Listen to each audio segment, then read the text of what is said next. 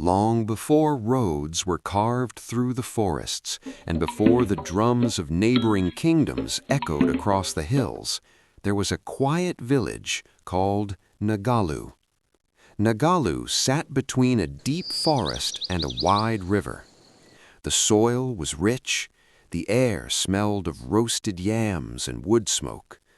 But the people of Ngalu did not sleep in peace. Every harvest season, raiders from distant lands would come in the night. They burned barns, they stole cattle, they carried away the strongest men and the youngest women. The villagers tried everything. They built fences of thorns, they trained young warriors, they even moved their huts deeper into the forest, but nothing worked. Fear lived in Ngalu like a shadow that never left. The desperate prayer. One year, after the worst raid the village had ever seen, the elders gathered under the great baobab tree. The chief, Elder Mado, spoke with a trembling voice. "Enough is enough. Our children grow up in fear. Our harvest feeds strangers. The gods must hear us." So that night, the villagers lit sacred fires and prayed to the ancient gods of the forest. They sang until their voices cracked. They poured palm wine into the earth. They begged the spirits for protection. Finally, the oldest priest lifted his staff toward the sky and cried, "Great gods, send us a guardian, something powerful enough that no enemy will dare step into Ngalu again."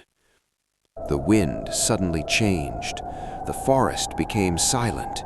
Even the insects stopped singing. Then a deep voice echoed from the darkness of the trees. "Your wish shall be granted." The arrival of the great snake. The next morning, something enormous moved in the river. The water swelled, birds scattered from the trees. Then it rose. A massive serpent, longer than 10 huts placed end to end.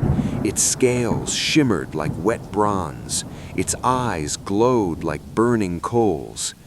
The villagers froze, but the priest stepped forward. "The gods have answered us. This is our guardian."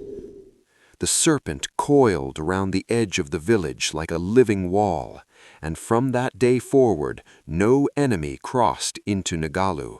Raiders who came near heard the thunder of its hiss and ran in terror.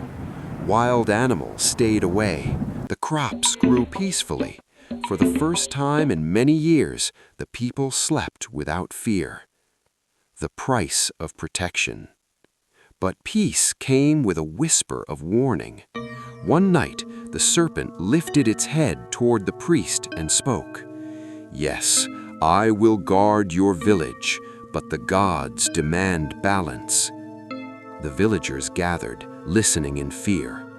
The serpent continued, "Every moon's end, the gods must receive an offering, a virgin sacrifice from your people."